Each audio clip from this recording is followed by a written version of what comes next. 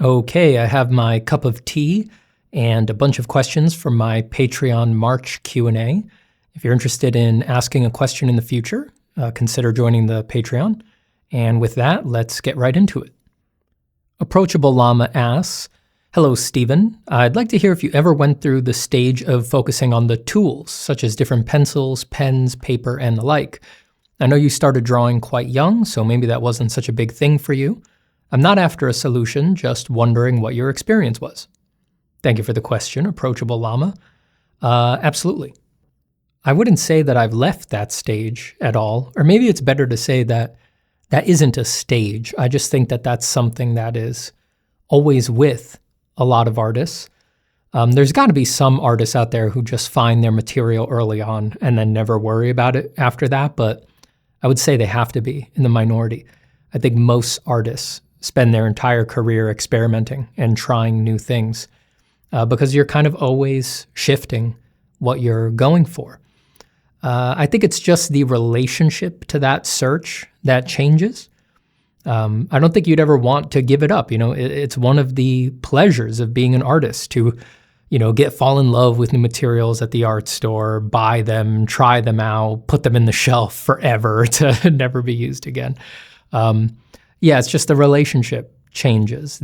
Early on, I think what happens is that you think that a certain material is associated with a particular kind of technique. So I think probably one of the most common ones is people early on think that getting good shading is associated with getting the right pencil, quote unquote, or the right paper or the right combination of a pencil and paper.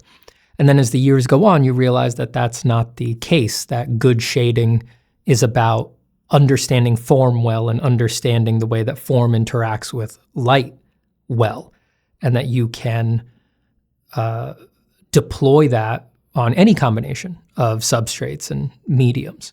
So I think that's what changes. When you're early on, you think that the medium really matters and sort of restricts you from doing certain things. And as you mature, you realize that that is less so the case. It's still fun to try different pencils, pens, papers, and I still get entranced with the materials that other artists are using all the time. But I don't have any illusions anymore that switching materials is going to vastly improve my skills.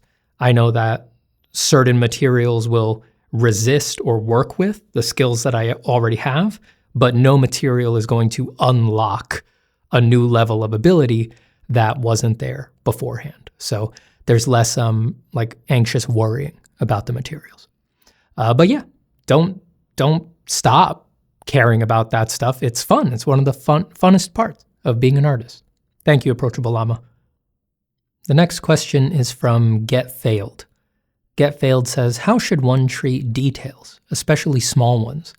Should I, for example, focus on the details the same as focusing on the big picture instead of rushing them and anything else that might be important? Thanks." So some people are very anti-details. I'm not. If you've seen my work, that might be obvious to a fault probably. But I love details. It's weird. The details are often what people love the most about pictures. And by people, I mean the audience and other artists as well. But as you sort of go through your artistic training, details get kind of a bad rep, rightly so. Most of us are not naturally inclined to think in the big picture. The details are often like little Easter eggs in a drawing there where little bits of nuance occur. So we gravitate to them as audience members and we give them an outsized importance as artists. But you do need to learn how to think of things in a bit more of a pulled back way. So, in your question, it kind of sounds like you answered your own thing. Yeah, you should not rush your details. You should think of them the same as the big picture. There's there's kind of an unfortunate truth about making great art, and I that's for lack of a better word, right? That I mean, like making the best thing you can manage to make, right? Like trying to push it as far as you can. When you're in that mode, which is not always the mode that an artist is in or needs to be in, the unfortunate truth is that everything kind of matters at that level. Absolutely everything. The big picture matters, the medium picture matters, all the little details matter. The way that you feel matters, your process matters, your relationship to the audience matters, absolutely everything. Everything you could possibly come up with that is both concrete and metaphysical and mental that could be vaguely associated with the craft of art making on that highest level, all of it is equally important. And all of it is a deep, deep realm of design, of decision making. And that sucks.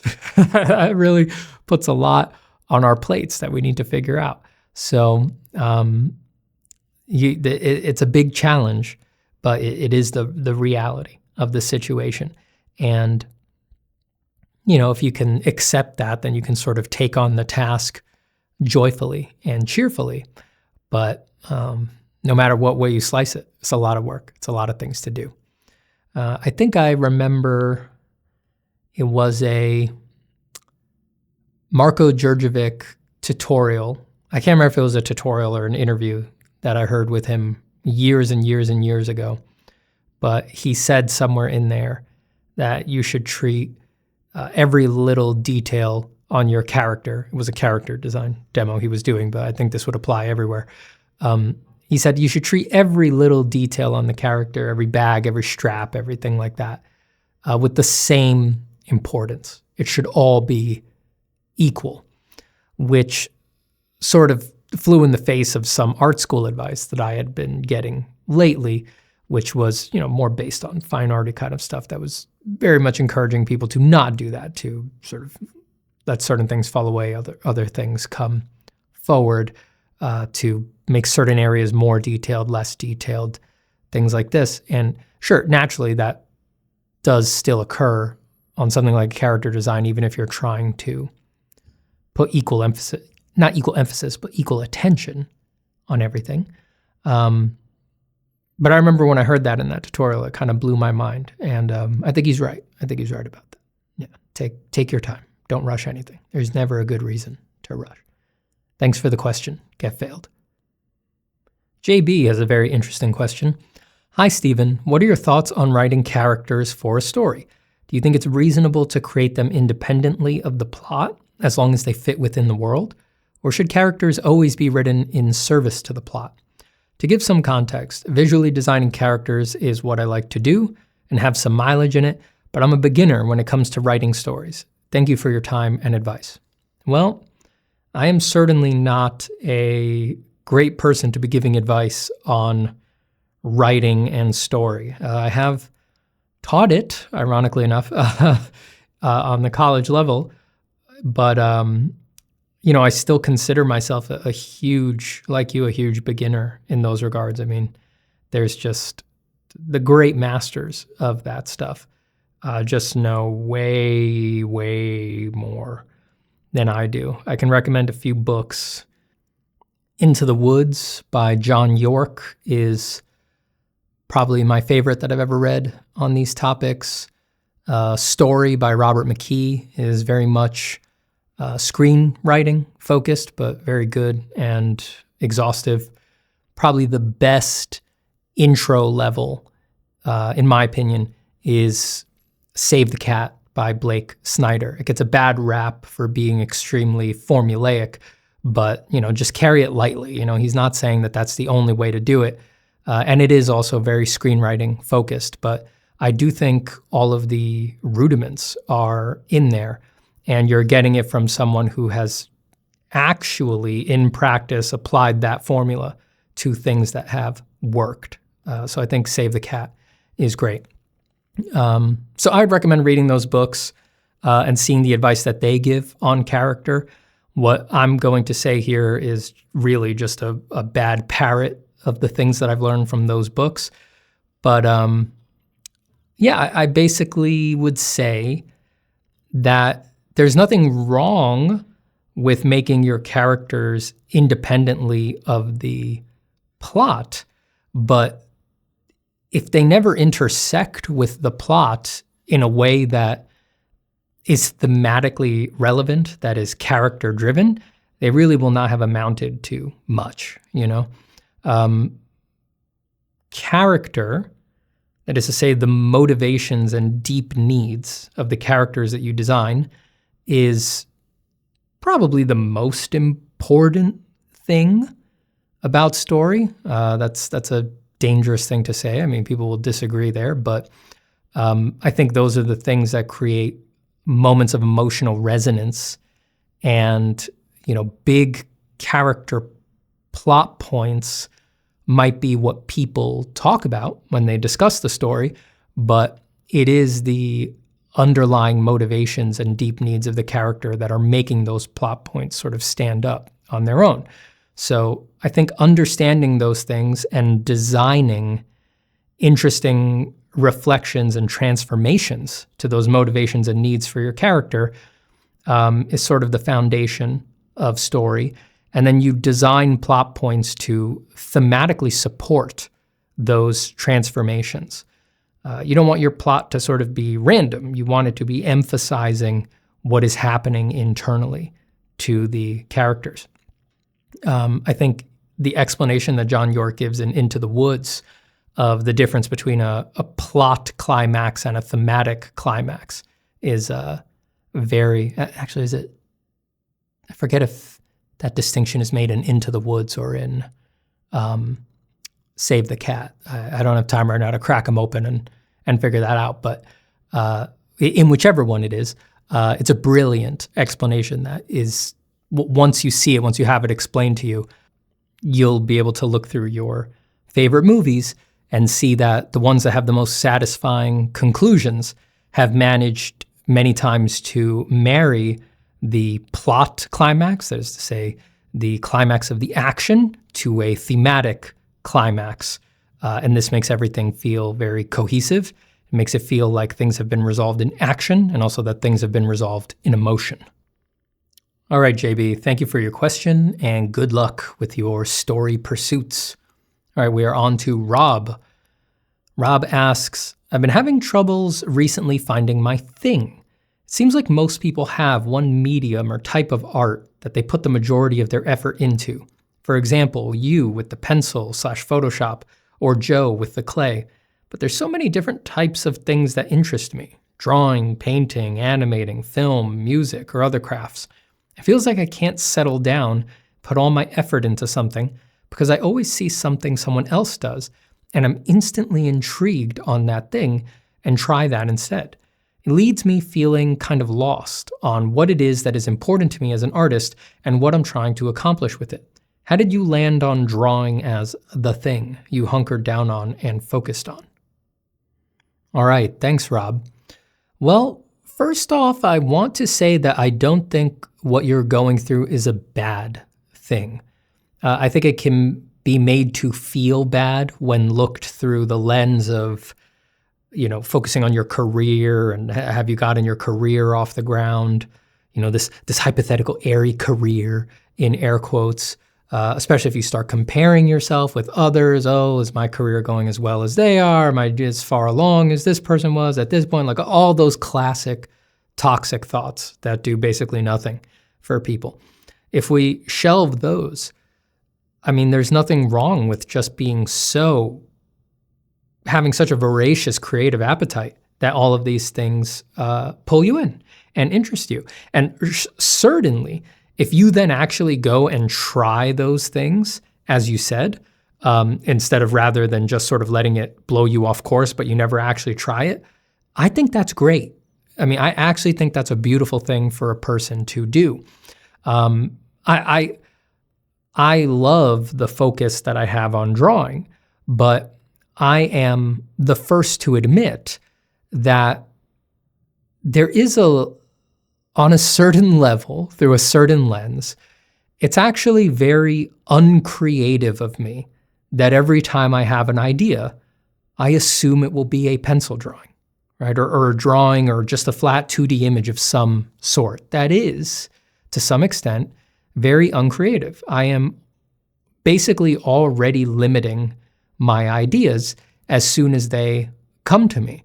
There is just no way at this point in my life that if an idea comes to me, I would seriously entertain that its form would be an interpretive dance or something like that.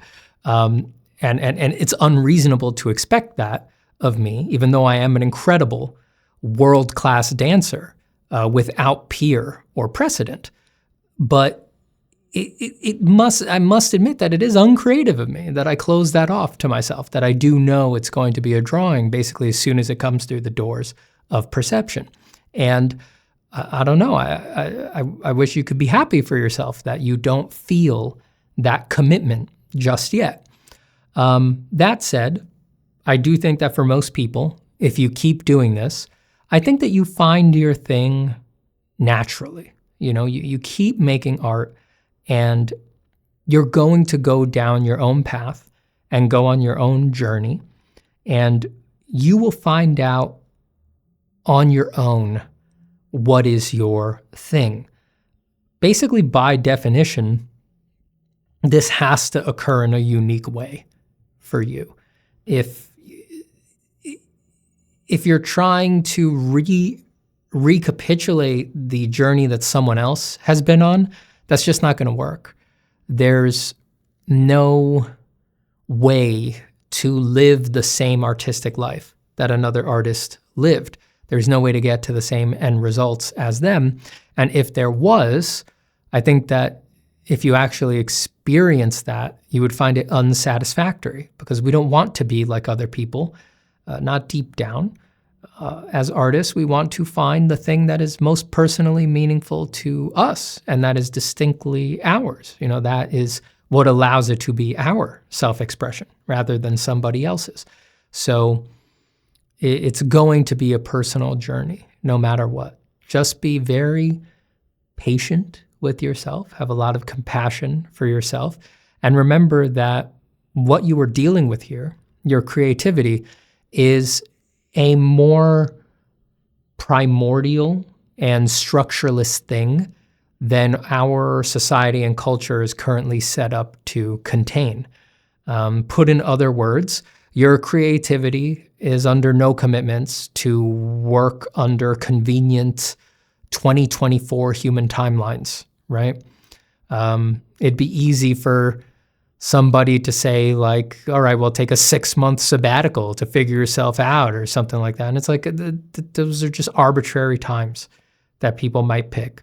And they're being picked based off of, all right, what's a reasonable time to take a break before it looks like a big empty spot in a resume or something like that. And that is all social and cultural constructs that have nothing to do with the vast and unknown space that is our interior creativity. So you need to know that going down that path and going on that journey, and not expect convenience from your artistic explorations. It's going to unravel at its own pace. There is no way to force it.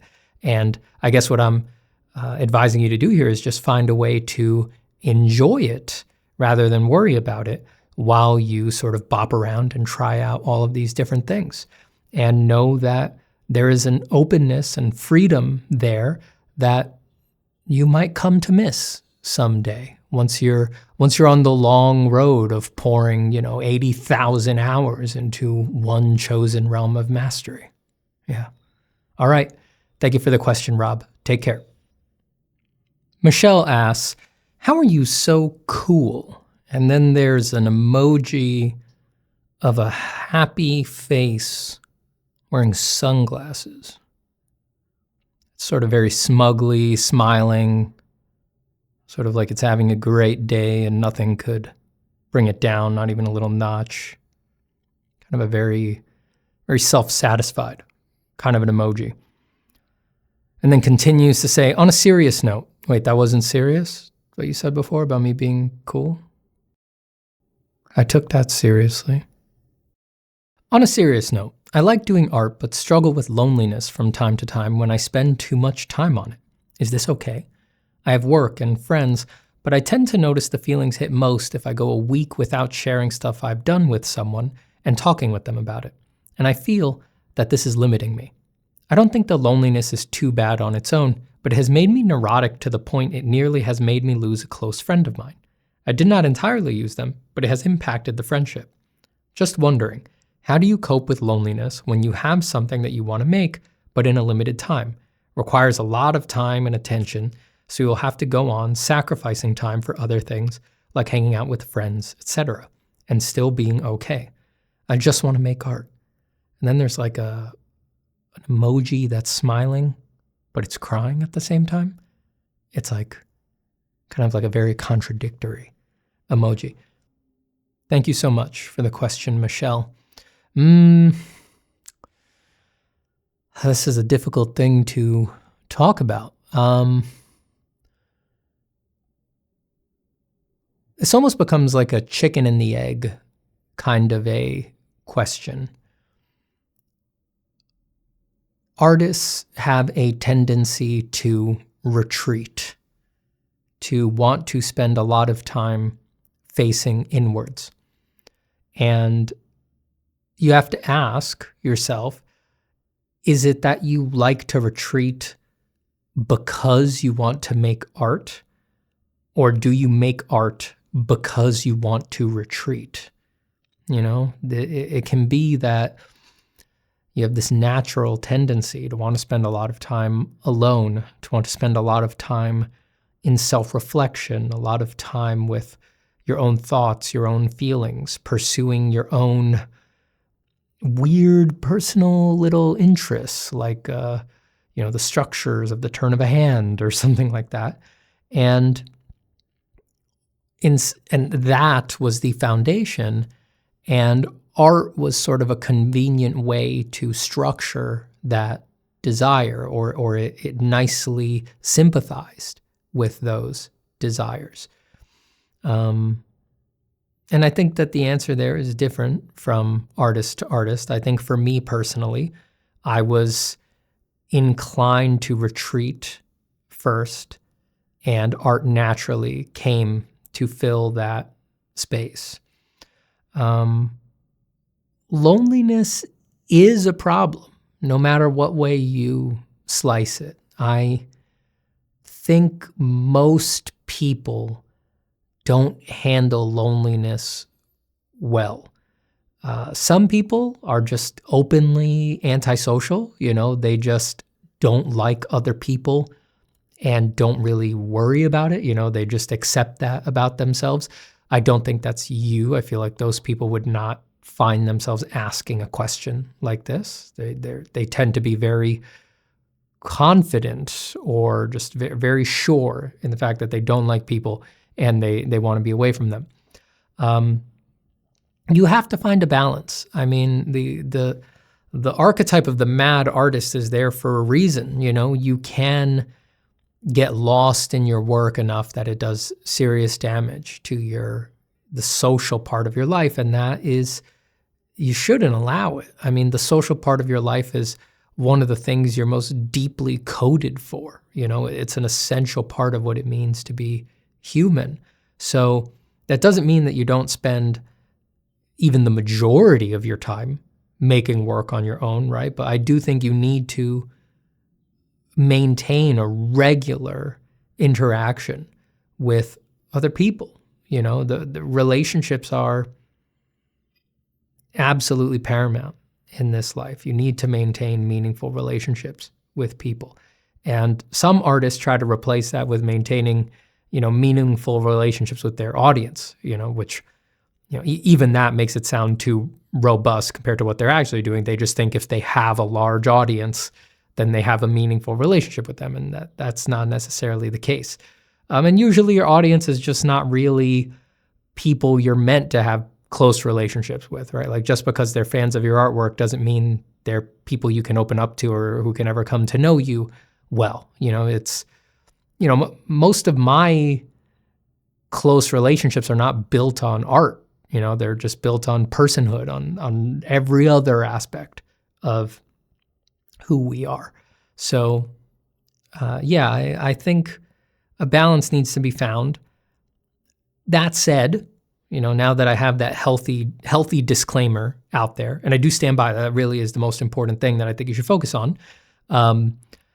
There's the other aspect, which I can't be sure about because I don't know anything about you personally, but if you're young, if you don't have an established career yet, you said I have work, but I don't know if that work means a career that you're happy in or something like that.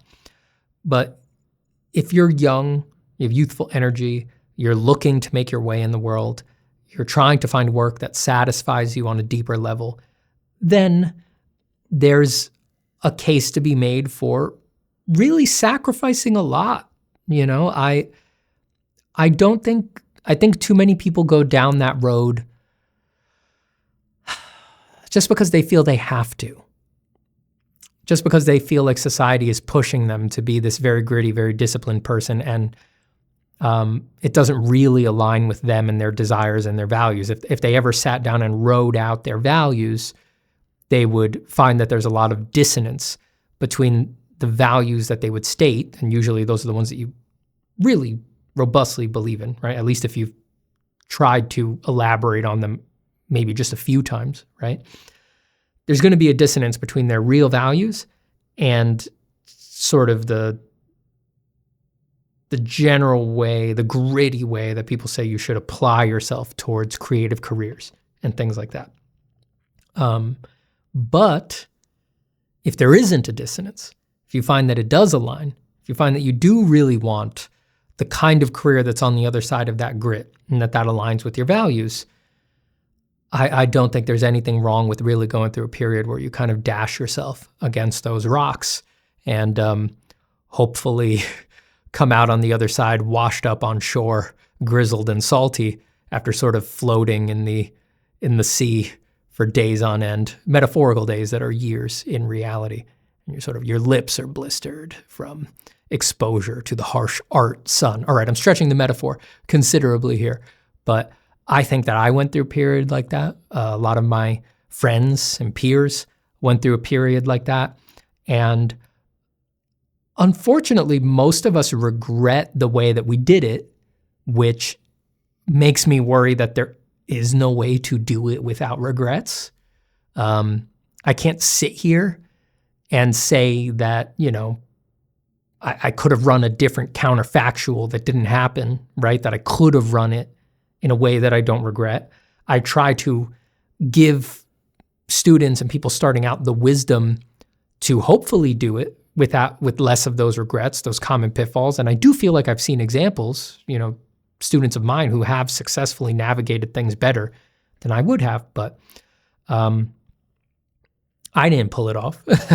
And a lot of my friends and peers didn't. So that it might just be the case that it's a hard enough thing to do that there's going to be friction and pain there.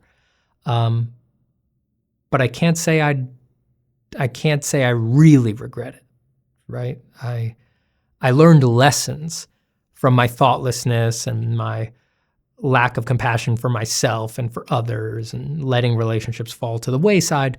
But, survivor's bias aside, right? It worked out for me, but, it worked out for me. So I appreciate that time. It did a lot of good things for me. I'd be saying different if things hadn't worked out for me, but it's the case that it did. So, again, if you're really youthful, you have youthful energy, I think it's important for people to carve out a place for the world in them, self-actualize, feel like you have found your place in this world. That's a profound thing. It's a profound action to go through, and it has an impact on the energetics of your life that is sort of unlike a lot of other things. I think it's worth pursuing if you're at all interested, but a balance does need to be found as best as it can.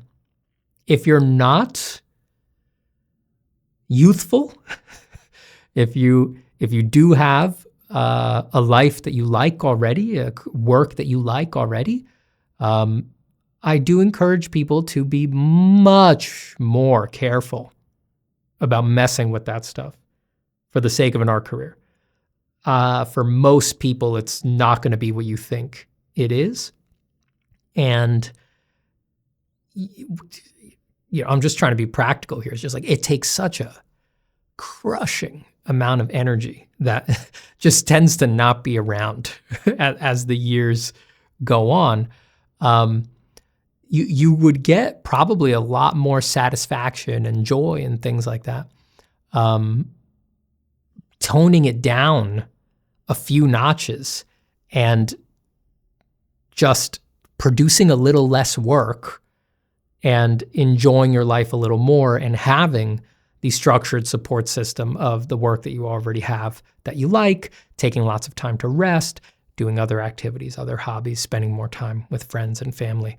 I think that in the long run, if you could find a way to not find that disappointing, that's going to feel better in the long run because you're going to put in all that effort and break yourself against this thing, and then you're going to come out you're going to, arrive into the sphere of an art career, and you're going to be like, oh shit, well, it's still a career. It's not like I got here, now I'm done. I have to now maintain this forever, and it requires a lot of energy moving forward too. So there's a lot of complex considerations. All right, I went off the rails there quite a bit, Michelle. I do hope that answer helps you somehow. Don't give up on your friends and friendships. Art's a beautiful thing, but if you isolate yourself completely in the long run, it's only going to hurt the art. You need to maintain your relationships. That's where you're going to get a lot of the vigor, the energy, the ideas that challenge you, the exposure to people's life experiences. It's not just your life experiences that affect your art. It's the life experiences that people close to you are going through. So take that stuff seriously and try to integrate it into your life. Thank you, Michelle. Okay, next question comes from Jacob. Jacob says, "Hey, Steven, what are your thoughts on when people, including myself, say they get stuck sometimes and they don't know what to draw? Do you have any advice for when I feel like that again?" I don't believe you. I just don't believe you. I don't doubt that you don't know what you should immediately put to paper right now this second. But the idea that you don't know what to draw, I think, is a lie you are telling yourself. I bet that if we sat down face to face and I asked you, what do you think would be very useful for you to draw today? I bet you would suddenly spit out 50 really good answers. And probably near the top of the list would be a really good answer, like something that you've been thinking about doing for your whole life. I think that's what really worries me when people ask, oh, what should I do? I don't know what to draw and all that. It's like, you do. You probably have something that you've been avoiding drawing your whole life. Some comic, some movie, some story, your dream pictures. I highly doubt you don't have a dream picture. I don't mean a specific picture, but a specific kind of picture that is what is motivating you to be drawing in the first place. Almost all artists, as far as I can tell, know what their goal picture is. They can put up some 5 pieces that they're like, it's kind of like this, it's their 5 favorite artists, their 5 favorite pieces. You do that. The days that you can't bring yourself to draw spheres or cubes or anything like this, who cares? You attempt and know you are going to fail to pull off the dream pictures. But that's what the dream pictures are made of. The artists who you admire, who can pull off the kind of picture that you wish you were able to make, they didn't do it. They didn't pull it off the first time they tried it. The only difference between them and a lot of other artists is that they didn't give up. They just kept reattempting it, either out of wisdom or naivete. And either one will get you where you're going. You just need to attempt the dream pictures over and over and over again. And instead of getting bent out of shape when you can't pull them off the way that you see them in your head, which is the most common thing in the world, and then the most common reaction is to quit art forever, you just take that as valuable information. All right, well, what went wrong here, right? What is the distance? What is the shadow of the distance? What is the adumbration of the distance between my dream picture and the attempt that I just put down on paper? The sketchy outline that you will then give yourself is not going to be perfect. It's not going to be a perfect inventory of all of the things that you need to improve in order to be able to do your dream pictures, but it's better than nothing. And it's a starting point. And as you then go and improve the things in that hazy outline, you're going to improve your taste, you're going to improve your precision, you're going to improve your vocabulary, you're going to learn a lot of unknown unknowns, they're going to become known unknowns, and then they're going to become known knowns. And then the next time that you try to create this outline of the distance between your current attempts and your dream pictures, that outline is going to be more precise, ever more precise. Then you do it again, and you come back and you do the outline again, and more precise outline, until eventually you get there. That's how everybody gets there. That's the only way anybody gets there. So if you can hold that in your heart of hearts, if you can keep that in your guts, you're going to stop seeing the failures as failures. You're going to see them as the rightful, natural way that this is supposed to go. And you'll just be able to go on the path happily. If you then, and it sounds like I'm coming at Jacob right now, but I'm not. I'm coming at everybody who has this problem, right? Because it's a pervasive issue. Anybody who feels this way, if you're then going to come to me and say, well, the thing is, I don't know what kind of pictures I want to make. I don't know what my dream pictures are. Liar, dirty liar. I don't believe you. You're a scoundrel. You're a slanderous, untruthful little. I'm kidding, but but you are a liar. You know, I thought I could backpedal and just be like, all right, I won't be mean to him. You are. I thought about it again, and you are a liar. You're a bad little liar person. Why are you doing that? You're telling me that if I ask you to get a whiteboard or open up a Miro document or just a folder on your computer, just give me 5 pieces of art that you like that you can say a combination kind of these 5 pieces is the kinds of pictures I would be proud to make. You can't do that? You really can't do that. Put your current negative affect, the self-loathing that has accrued today, put it aside. You really, honestly can't do that? I don't believe you. And if you actually can't, it should be your number one priority to be able to. At that point, if you really can't tell me what those 5 pieces would be, if you couldn't just put those 5 pieces in the folder and say, if I could do a mix of these 5, something like these 5, that's the kind of pictures I'd be proud to make. If you can't do that, then yeah, you shouldn't be worrying about what you should draw today. You don't pick up the pencil, throw them out the window. Don't ever draw again until you can put those 5 pictures in the folder. I think that'd be fine. I'm being a little extreme there, obviously. For people who can't tell, I'm somewhat joking. Don't throw your pencils out the window. All right, you paid a lot of money for those. And I rarely think I don't ever think there's a good reason to not draw. But I am deadly serious that I think at that point, yes, it should be your number one priority beyond just drawing day to day to figure out what you actually like doing. I mean, you can't just be getting bandied about by social media trends and the next thing that you see the next great artist doing. I mean, there's nothing but excellent efforts out there. And, you know, the human mind was not evolved to take in an onslaught of the world's best images in a feed on their phone, an inch across, in an infinite scroll. It's not surprising that that would completely mess you up and not align with any practical way to live your life. So you got to stop that. You can't just be reacting to that as your art practice forever. You need to, what do you care about? What do you care about? What do you care about? The pictures are supposed to mean something to you. I can't believe that's unusual to say these days, or people don't get that, or they've never thought about that. My pictures mean something to me. They mean a lot of things to me.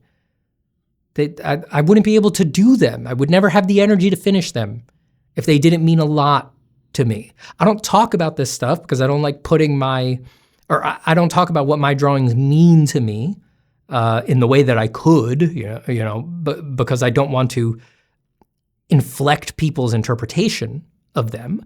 But trust me, I am trying to make the most interesting pictures possible. I find my drawings to deal with the philosophical questions and subject matters that I personally find to be the most interesting thing in the fucking world. That's what my pictures mean to me. I don't need anybody else to think that. I don't need anybody else to agree with that, right? I don't care what other people think about my drawings, but I need to think they're the most interesting thing in the world, or else they don't have a hope in hell of being interesting to anybody else.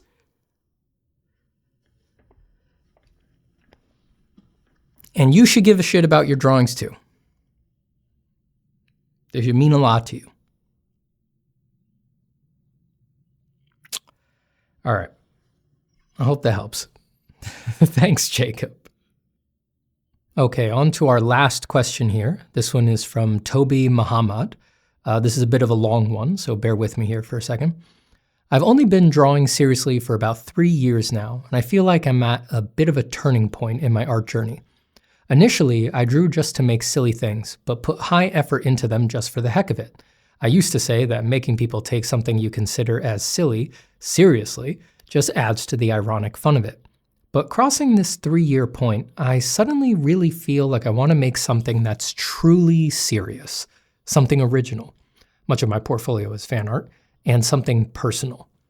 I feel this turn is like a maturing moment for me. I just turned 20 this year, and living almost by myself for almost 2 years already is reshaping what art means to me, and watching new things in this period has reshaped my interests. My childlike passion for drawing is seemingly dying and being replaced by a more mature passion for drawing. But the problem is that I already started projects, webcomics online that were motivated by my older state of mind, and they're far from being finished. It's hard to work on 2 projects at the same time, and if I were to abandon those projects, I'd feel guilty not only to the readers of my work, but also to my younger self who wanted to see this all through. But recently, I really do feel actual physical burnout / exhaustion when I try to work on those older projects at times.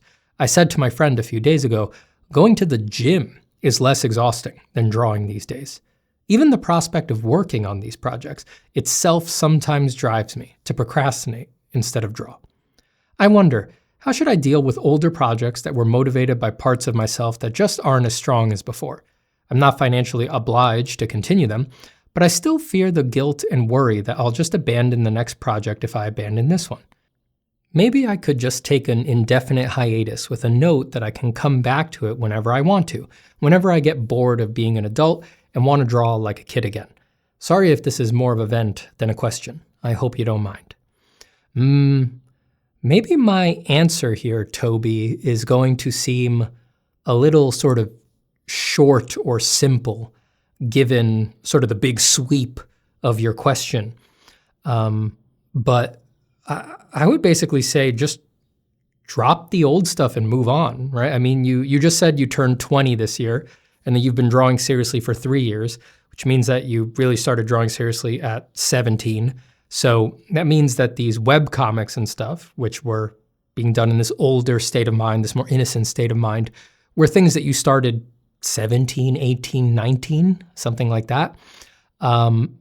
I can basically assure you that the work that you do at 17, 18, 19 is just not the stuff anyone is going to remember you for, or the stuff that you need to feel committed to for the rest of your life.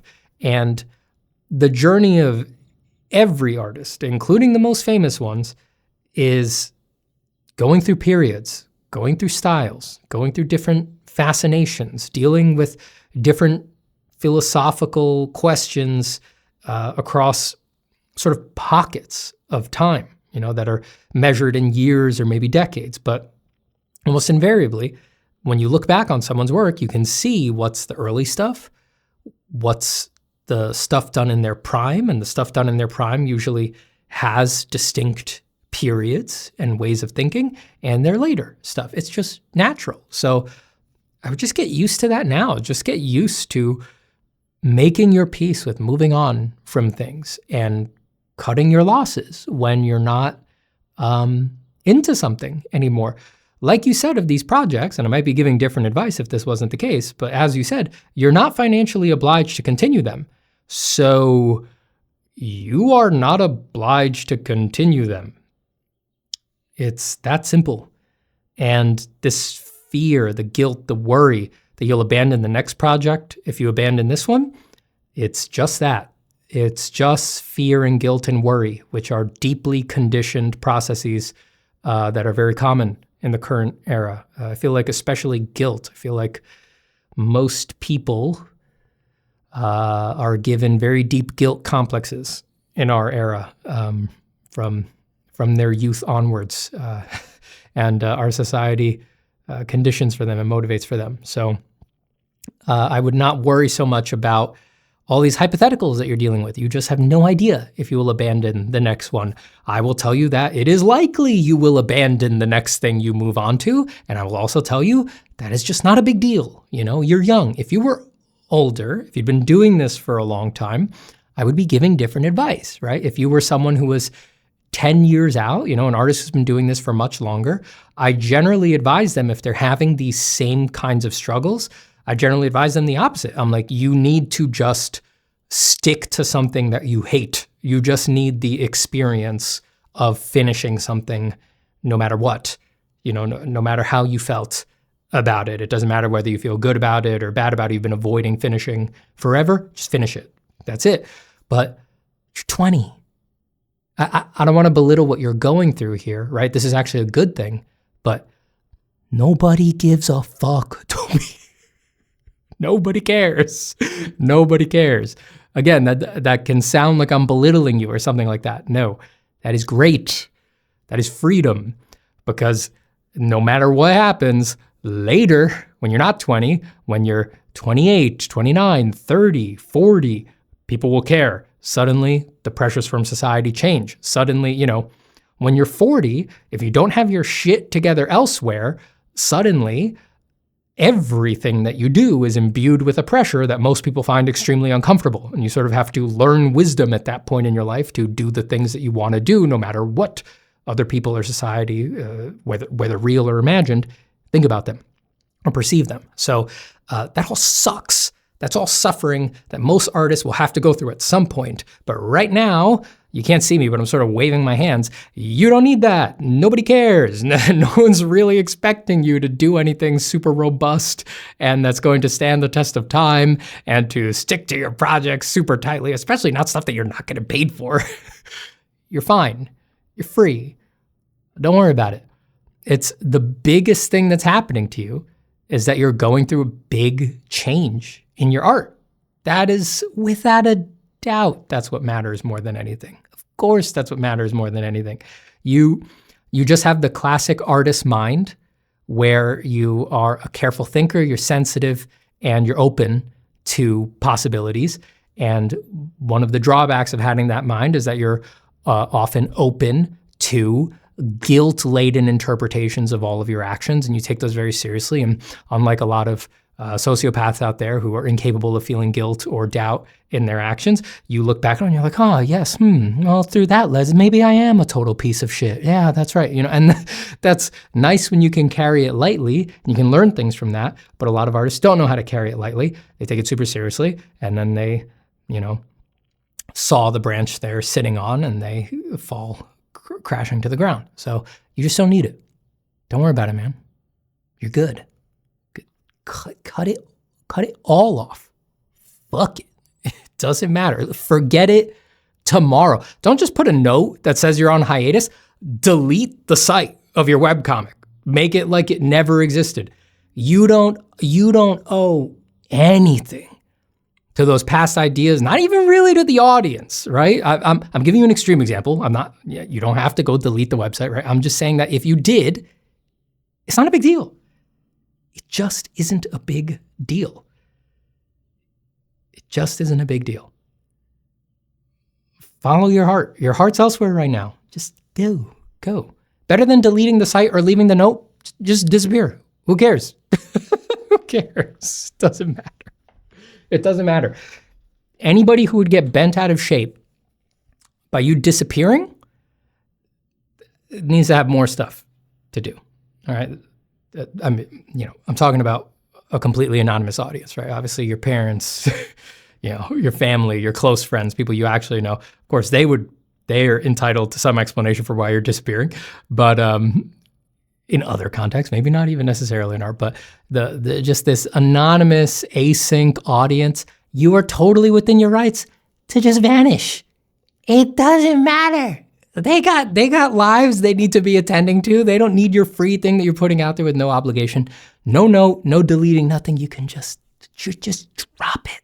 Just drop the weight. It sounds like you're carrying a lot of weight. Just move on. You're 20. You're free. You don't have to support a family or make sure that your career is rolling on or anything like that. Just go, baby. Just go. All right. Thank you, Toby. And good luck with your exciting new ventures. And I think that is all of my questions. Let me just check one more time. Yeah, I think we're all good here. All right, everybody. Thank you so much for being here. Thank you to all the patrons who asked questions. And again, as I said at the beginning, if you're interested in asking questions in the future, consider joining the Patreon. I like to throw up a post for Q&A questions. I get hankering to answering some questions sometimes. And I will see you all soon. And until then, happy drawing. Take care.